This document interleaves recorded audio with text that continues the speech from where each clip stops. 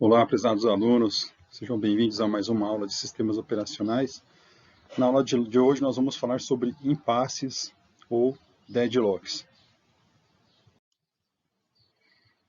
Primeiro, nós temos que definir o que é recurso, porque todo impasse ou todo deadlock ocorre sobre um recurso. Então, todo sistema operacional ele deve ser capaz de garantir acesso exclusivo de um processo a certos recursos. Os deadlocks ou impasses, eles podem ocorrer quando vários processos recebem acesso exclusivo a recursos. Exemplos de recursos. Nós temos arquivos, dispositivos de hardware, variáveis compartilhadas na memória e outros tipos. Pode ser até mesmo um registro no banco de dados, mas aí já não está sob o controle total do sistema operacional. Nós temos dois tipos de recurso. O primeiro é o recurso preemptível, que é aquele que pode ser retirado do processo proprietário sem nenhum tipo de prejuízo. Depois nós temos os recursos não preemptíveis, que são aqueles que não podem ser retirados do processo que está utilizando aquele recurso, a menos que exista algum tipo de efeito colateral indesejado. A execução pode apresentar problemas, então é desejável que isso não ocorra. E os deadlocks ou impasses, eles só ocorrem quando nós estamos lidando com recursos não preemptíveis. São aqueles que não podem ser retirados sem que haja algum tipo de efeito colateral negativo. Cabe aos processos do usuário, ou seja, os programas que desenvolvemos, fazer o uso apropriado dos recursos computacionais, usando as ferramentas que o sistema operacional disponibiliza. Uma possível solução para o uso de recursos é, antes de utilizá-lo, solicitar o acesso a esse recurso. Se ele não estiver disponível, o seu processo, o seu programa, ele pode ficar aguardando esse recurso ser disponibilizado, ou então ele pode falhar imediatamente, com um código de erro de recurso indisponível, por exemplo. Tá? Depois que o recurso foi requisitado e foi obtido, que o sistema operacional permitiu o acesso a esse recurso, o seu processo, o seu programa, ele deve utilizar esse recurso e imediatamente após o uso, ele deve liberar esse recurso. Então, existe uma grande preocupação com a liberação do recurso, porque muitas vezes os programadores mais desatentos acabam esquecendo da liberação do recurso e esse recurso fica preso até que o sistema operacional perceba que ele está preso e libere-o, ou então até que o programa seja reiniciado. Então, eu acho importante dar bastante ênfase à fase de liberação do recurso. Então, pessoal, vou apresentar o impasse para vocês através desse exemplo. Então, imagina uma seguinte situação. Nós temos um sistema computacional com 2 unidades de disco e nós temos 2 processos executando ao mesmo tempo, feito por programadores diferentes, ou seja, a ordem que eles usaram para reservar os recursos não foi a mesma. Então, imagina que o programador 1, ele utilizou o mutex lock no recurso A para reservar o primeiro recurso, e depois ele chamaria o mutex lock no recurso B, que seria o segundo HD, por exemplo, para reservar o segundo recurso. E aí nós temos o programador 2 que fez o programa 2, só que ele fez a reserva primeiro do recurso B e depois do recurso A. Fez o mutex lock B, depois o mutex lock A. Então vejam que está invertida a ordem de reserva. E depois que eles conseguem reservar ambos os recursos, eles podem usar os recursos. Então, imagine uma situação em que o processo P1 está executando e de repente ele faz a reserva do recurso A, mas aí acaba o quantum desse processo e começa a executar o processo 2.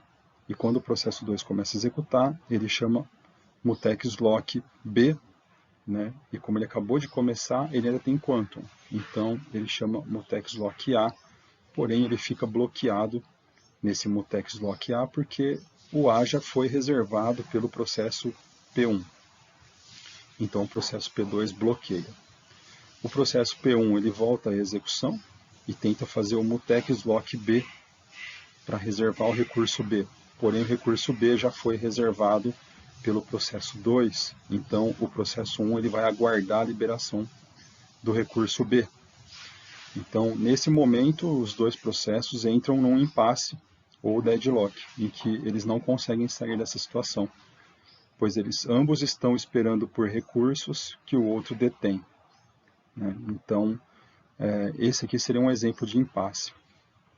Então, aí nós temos que o conjunto de processos estão bloqueados, cada um detendo um recurso, esperando para adquirir um recurso que já está detido por outro processo no conjunto.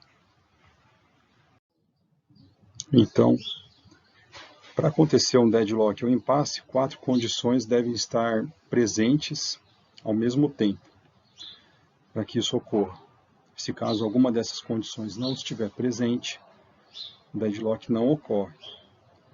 Então, a primeira delas seria a exclusão mútua. O sistema operacional ele tem que possuir algum tipo de esquema para implementar a exclusão mútua.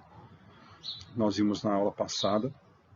A exclusão mútua ela não pode ser implementada com segurança sem o envolvimento do sistema operacional, devido à preempção do processo, pode ocorrer no meio, né, da região crítica, então o sistema operacional sempre deve estar envolvido para maior confiabilidade. Ou seja, o ideal é você utilizar algum esquema de exclusão mútua que o sistema operacional esteja envolvido. Também é necessário que exista a posse de um recurso e a espera por outro. Então, o sistema operacional ele tem que permitir que qualquer processo em posse já de um recurso fique aguardando por um outro recurso. Então, essa é chamada da condição de posse e espera. A terceira condição para acontecer um deadlock é a inexistência de preempção. Um recurso só pode ser liberado voluntariamente pelo processo ao qual está alocado depois que o processo terminar de usá-lo, ou seja, o sistema operacional não retira recursos de processos. A quarta condição é a espera circular. É quando um processo está aguardando por um recurso de outro processo e assim sucessivamente. Então, essa quarta condição ela é praticamente uma consequência das outras três, né? Que seria a condição de posse e espera, a condição de inexistência de preempção e a existência de um mecanismo para exclusão mútua. E lembrando que essas condições ocorrem nos sistemas operacionais atuais, padrão Windows e Unix. Para poder enxergar um pouco melhor a dependência de processos e os recursos que eles precisam, o pesquisador chamado Holt, ele criou o grafo de Holt, que é um grafo de alocação de recursos. Então, nós vamos ter um conjunto de vértices e arcos, assim como todo e qualquer grafo é. Então, nós temos um arco de requisição, em que o processo requisita um recurso, então a seta sai do processo e vai até o recurso, e temos o arco de alocação, que é quando o recurso está alocado a um processo. Então a seta sai do recurso e vai até o processo. Aqui nós temos a terminologia gráfica para o grafo de Holt. O processo geralmente é desenhado como um círculo, o recurso é desenhado como um quadrado, o processo solicitando acesso exclusivo a um recurso é representado através da bola, do círculo do processo, uma seta saindo do processo até o recurso e o quadrado do recurso. E o recurso sendo já alocado exclusivamente ao processo, então a mesma terminologia é utilizada, porém a seta sai do recurso e vai para o processo. Vai ficar mais claro quando nós vermos um exemplo. Então aqui nós temos um exemplo em que nós temos a tarefa 1 requerendo um recurso C2, então ela está solicitando esse recurso, porque a seta sai da tarefa e vai para o recurso. Porém, o recurso C2 ele é detido pela tarefa 2, né, porque a seta sai do recurso e vai para a tarefa. Depois nós temos que a tarefa 2 requer o recurso C1, porque a seta sai da tarefa e vai para o recurso, porém o recurso C1 está alocado à tarefa 1, porque a seta sai do recurso e vai para a tarefa. Então, quando você tem esse tipo de situação, vocês vão perceber que surgiu um ciclo nesse grafo, tá? E quando ocorre, né, o ciclo, então você tem o deadlock. Aqui nós temos um impasse instalado, né? Então há um ciclo no grafo e, portanto, há um impasse. Se não houver ciclo, não há impasse. Muito bem. Então agora nós vamos entrar em alguns métodos para se lidar com os impasses. Já conhecemos os impasses, conhecemos recursos, conhecemos até mesmo uma forma de modelar os impasses graficamente, e inclusive pode ser utilizado até pelo próprio sistema operacional, pois os grafos são bastante usados, né, através de estruturas de dados do tipo nó. Então, nós temos aqui alguns métodos. Por exemplo, o primeiro método seria ignorar o problema e fingir que deadlocks nunca ocorrem no sistema. Isso aqui pode parecer um pouco tolo, né? Uma coisa assim, como é que vai ignorar que existe deadlock, tá? Porém, esse método é utilizado pela maior parte dos sistemas operacionais, incluindo o Windows e o Unix. Uma segunda alternativa seria permitir que o sistema entre em impasse, né? Entre em deadlock e depois recupere. Uma terceira maneira seria garantir que o sistema nunca entre no estado de deadlock. Isso é interessante, né? E a quarta maneira seria realizar o bloqueio em duas fases, que isso aqui seria a maneira mais aconselhável de se lidar com impasses. Muito bem. Então vamos para a primeira alternativa, que seria ignorar os impasses totalmente. Isso é chamado de maneira sarcástica pelos autores como o algoritmo do avestruz. Simplesmente os sistemas operacionais fingem que o problema não existe, tá? Porém, isso é uma solução razoável se os deadlocks ocorrem muito raramente e o custo de prevenção é muito alto. O Unix e o Windows seguem essa abordagem. É uma ponderação entre conveniência e correção. O usuário deverá decidir qual processo deve ser terminado para que o outro prossiga. A segunda alternativa seria se detectar e recuperar de impasses. Então, deixaria que o impasse ocorra. Uma vez que ele ocorre, ele é detectado e o sistema operacional ele tenta resolver o impasse. Ele tenta aplicar meios para desfazer aquele impasse, né? Então, geralmente, isso poderia ser implementado através de um grafo de Holt, e, havendo um ciclo nesse grafo, poderia ser caracterizado um deadlock. E aí entraria, então, né, depois dessa fase de detecção, entraria a fase de recuperação. Na fase de recuperação, poderia se aplicar a regressão por preempção do recurso. Ou seja, o sistema operacional ele retiraria um recurso do processo, né? E o outro processo que está solicitando aquele recurso teria o recurso disponível e poderia finalizar. Então, entre dois processos, o sistema operacional optaria por tirar o recurso de um deles para que o outro pudesse prosseguir. Porém, nessa tentativa, né, antes de eu finalizar, o sistema operacional depois tentaria devolver o recurso ao processo que foi retirado, está bloqueado já, né? Então retirou o recurso do processo que está bloqueado, devolve o recurso para esse processo e coloca em execução. Tá? Então essa aqui seria uma primeira tentativa. A princípio, né, parece uma tentativa válida. Porém, é possível que o recurso esteja num estado não mais válido para o processo que teve o recurso retirado de si continue. Então, isso pode apresentar problemas, não é uma solução infalível. Uma outra alternativa seria tentar fazer a regressão do impasse por reversão de estado. Então, o sistema operacional estaria salvando periodicamente o estado dos processos. E caso o processo ele entre em impasse, o sistema operacional retiraria o recurso de um dos processos, deixaria o outro terminar, e quando o segundo processo que terminou e conseguiu processar sem problemas, ele devolveria o recurso para o primeiro processo e reverteria a execução alguns passos para trás e começaria novamente. Então, isso aqui seria uma alternativa possível teoricamente. Porém, essa alternativa é altamente inviável por falta de recursos computacionais, porque seria necessário tirar snapshots ou fotos dos processos para armazenar o estado dele anterior. Então, isso aqui multiplicaria o gasto de memória RAM pelo menos por 2. Né? E também o alto custo computacional de estar sempre duplicando, né, o processo em memória e suas estruturas de controle da tabela de processos. Então, isso aqui teria um custo computacional altíssimo. Inviável. A terceira forma de se recuperar impasse seria a eliminação de processos causadores do deadlock.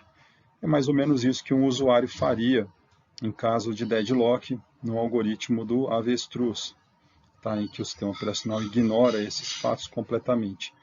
Então, isso seria feito pelo sistema operacional. Então, o sistema operacional identificou o deadlock, escolhe um processo qualquer a princípio, né? Pode até existir algum tipo de heurística para escolher esse processo, mas eventualmente poderia ser qualquer um do ciclo, e ele vai lá e mata esse processo, termina esse processo e deixa com que os outros terminem as suas tarefas.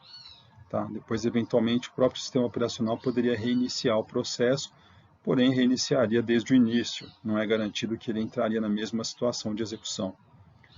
Então, isso tem um problema bastante grave, que ele não desfaz o que foi feito no recurso, né? Até então, antes do bloqueio.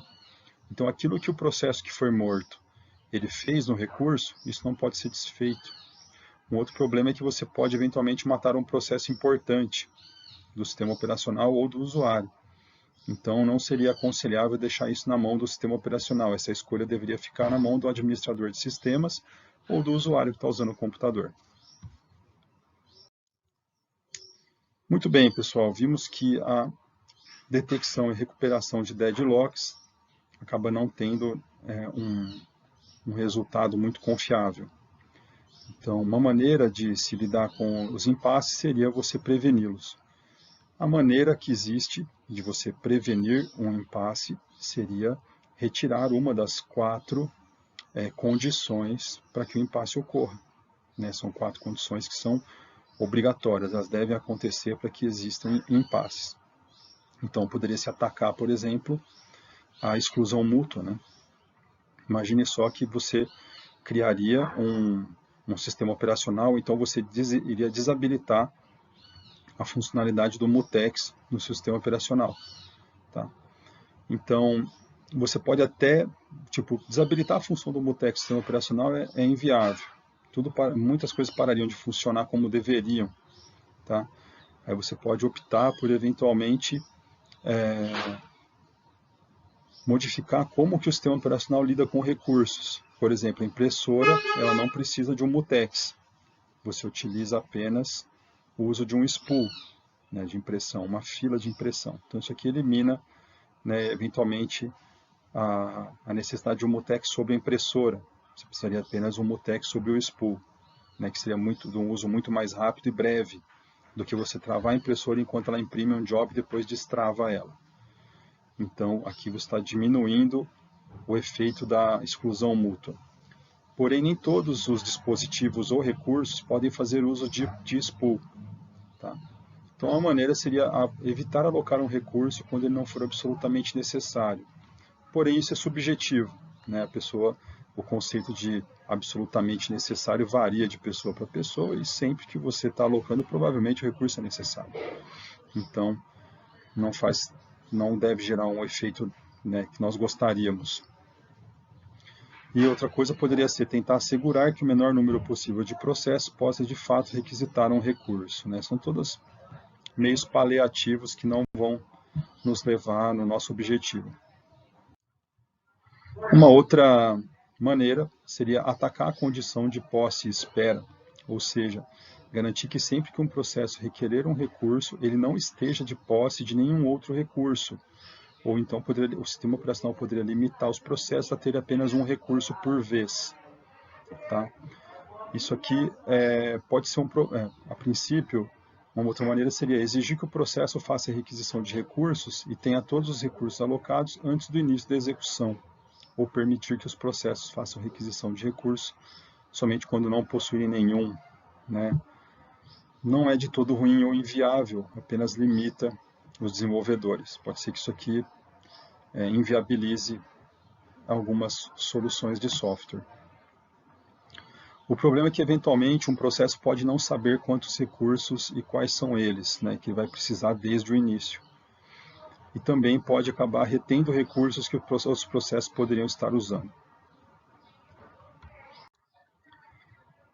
A terceira condição, ou o ataque à terceira condição, seria atacar a inexistência de preempção. Você permitiria que o sistema operacional se intrometesse na alocação de recursos. Então, se um processo que está detendo algum recurso requerer outro recurso que não pode ser imediatamente alocado a ele, então todos os recursos correntemente alocados a esse processo são liberados. Então, você estaria travando o processo e interrompendo a sua execução. Caso ele tenha um recurso, peça um segundo e esse segundo esteja ocupado, ele quebraria a execução, por exemplo. Ou então, o sistema operacional retornaria um código de erro e o seu processo deveria estar preparado para receber esse código de erro e tratá-lo, por exemplo, liberando o primeiro recurso. Então, isso aqui pode ser interessante, pode ser viável eventualmente, né? Desde que as pessoas consigam utilizar isso de maneira apropriada. A quarta maneira de se prevenir deadlocks seria atacar a condição de espera circular.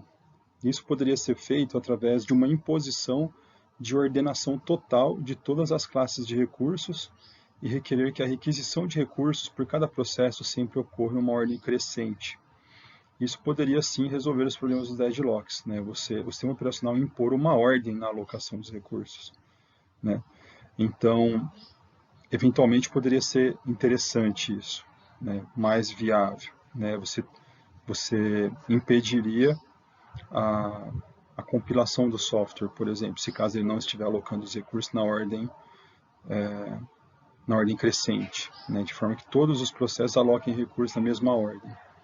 Então, isso aqui realmente poderia ter algum efeito positivo.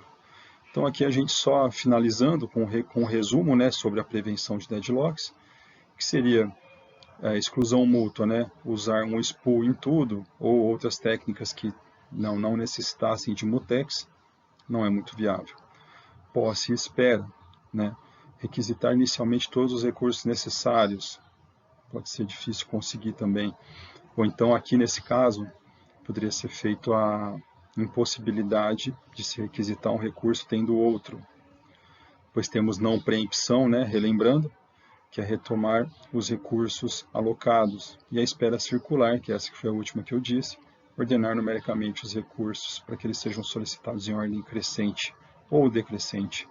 Apenas deve existir um padrão. E, para a gente terminando, né, as maneiras de se lidar com impasses, nós temos o bloqueio em duas fases.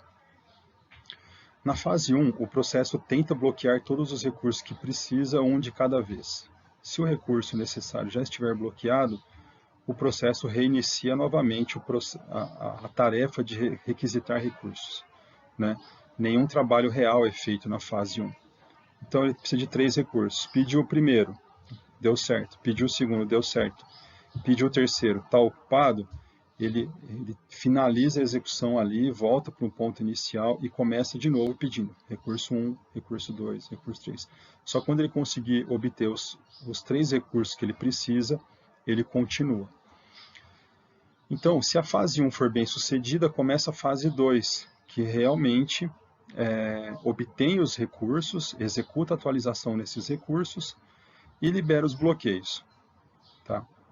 Então, observe a similaridade com a requisição de todos os recursos de uma só vez, né, que seria o item 2. Tá? Bastante parecido, com exceção que esse aqui ele voltaria para uma condição de erro e tentaria de novo, ficaria num retry, né, numa retentativa até conseguir obter os 3 recursos. O algoritmo ele só funciona se o programador tiver organizado tudo cuidadosamente para que o programa possa fazer a retentativa. Tá? Isso aqui é mais uma boa prática, do que realmente algo que possa ser feito ou influenciado pelo sistema operacional. Ou seja, esse bloqueio de duas fases está mais na mão do programador do que do sistema operacional em si. Então é isso, pessoal. Esse aqui foi o nosso conteúdo sobre impasses. Espero que tenha sido esclarecedor para vocês. Qualquer dúvida, é só colocar no fórum. Agradeço a atenção até agora e até mais.